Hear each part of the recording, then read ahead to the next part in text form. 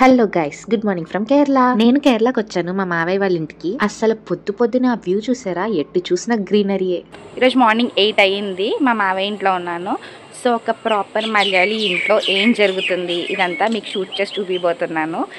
మీకు తెలియని చాలా ఇంట్రెస్టింగ్ విషయాలను చూపిస్తాను. So watch the video till the end. So ఇది మా మావయ్య వాళ్ళు కట్టుకున్న క్యూట్ లిటిల్ ఎస్థెటిక్ హోమ్. ఈ ఇల్లంతా అయంతోనే చేశారు. యాక్చువల్ గా ఇది వాళ్ళు కట్టుకుంటున్న ఇల్లు, అది ఇంకా కన్స్ట్రక్షన్ కంప్లీట్ అవ్వలేదని ఇక్కడ ఇంకొక ఇల్లు కట్టుకున్నారు. నాకైతే వాళ్ళు కట్టుకుంటున్న ఇల్లు కన్నా ఇప్పుడు ఉంటున్న ఇల్లే చాలా ఇష్టం. ఒక కాటేజ్ ఫీల్ ఉంటుంది. ఈ రోజు టిఫిన్ కడల అంటే ఏంటంటే తెలుగులో శనగల కర్రీ విత్ పుట్టు విత్ పుట్టు. ఇది చెరట పుట్టు అంటే మనం కొబ్బరి చిప్ప లోపల పెట్టి ఉడికిస్తామన్నమాట.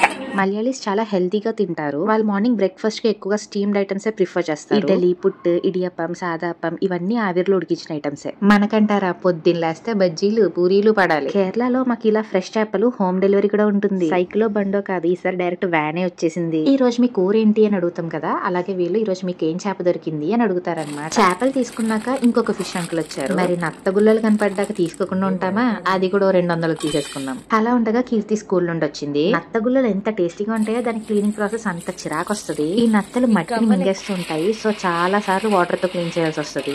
అలా టీతాతో టీవీ ఆన్ చేశాను. కడల్క్షోభం అంట మా జిల్లాకి రెడ్ అలర్ట్ ఇచ్చారు. కానీ ఏంటో ఇంకా వర్షం పడలేదు. ఈ లోపు మా ఆంటీ ఇక్కడ చేపలు రుద్దడం స్టార్ట్ చేశారు. ఇందాక క్లీన్ చేసిన నత్తగుల్లలు ఉన్నాయి కదా, అవి ఇప్పుడు పొయ్యి మీద పెట్టి ఉడికించుకుంటాము. ఇక్కడ కేరళ గురించి ఇంకొక ఇంట్రెస్టింగ్ విషయం చెప్పనా? మాకు గ్యాస్ స్టవ్ ఉన్నా మేము కట్టెల పొయ్యి ఎక్కువ ప్రిఫర్ చేస్తాం. నేను చెప్పాను కదా, చేపలు మాకు పొద్దునిచ్చిన, మధ్యాహ్నం ఇచ్చిన, సాయంత్రం స్నాక్స్ లోకి ఇచ్చినా తినేస్తామని. కేక్ మీద స్ట్రాబెరీ లాగా పుట్టు మీద ఫిష్ తల పెట్టి డెకరేట్ చేసింది మా అత్త.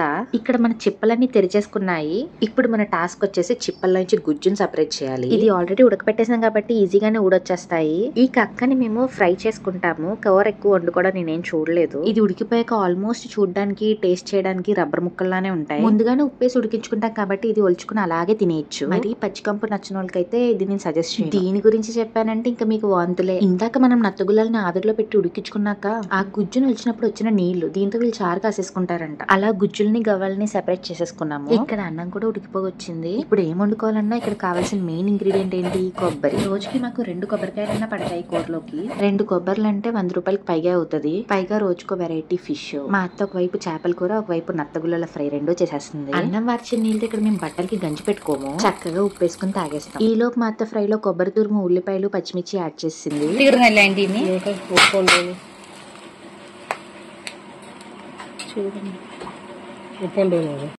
ఇక్కడ వాటర్ ఏంటి ఎర్రగా ఉందనుకుంటున్నారా? కేరళలో ఎవరు నార్మల్ వాటర్ తాగరు. వేర్లేసి మరిగించిన నీళ్లు వేడివేడికి తాగుతారు.